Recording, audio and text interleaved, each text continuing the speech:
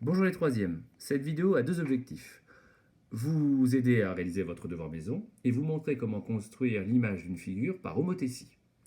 La figure que vous avez devant vous est un rectangle ABCD. D'accord. Ici j'ai placé un point O et je veux construire par l'image de ce rectangle par l'homothétie de centre O et de rapport 2. J'ai choisi un rapport 2 pour faire simple. Vous aurez parfois un rapport inférieur à 1, ce qui signifie que la figure sera réduite et non agrandie.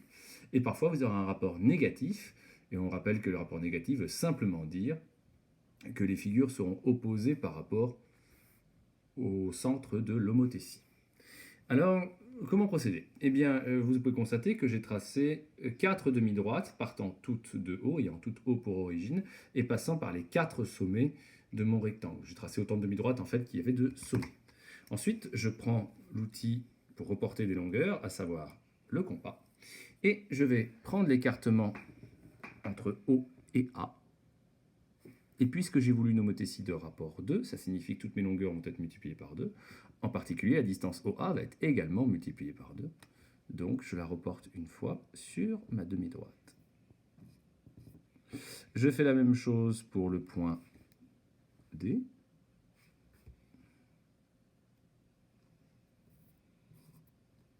Pour le point C. Pour le point B.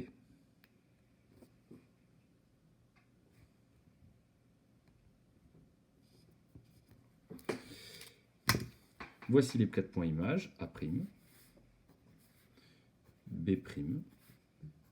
C', D'. Il ne me reste qu'à les relier.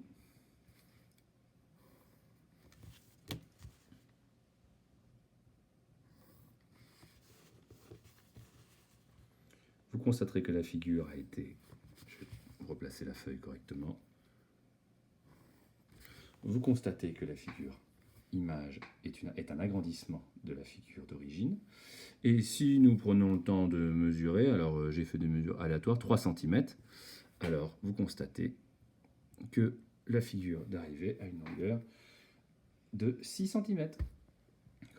Voilà, donc vous devez procéder comme ça sur votre devoir maison, quand vous êtes sur papier, sur feuille blanche. Pensez que forcément le centre de la symétrie, le point de départ et l'image, le point d'arrivée, sont forcément à chaque fois alignés. C'est valable pour A, c'est valable A', O, A et A', c'est valable pour O, B et B', et ainsi de suite. D'accord? Et donc voilà, essayez de reproduire ceci avec les consignes qui vous sont données. Bon courage!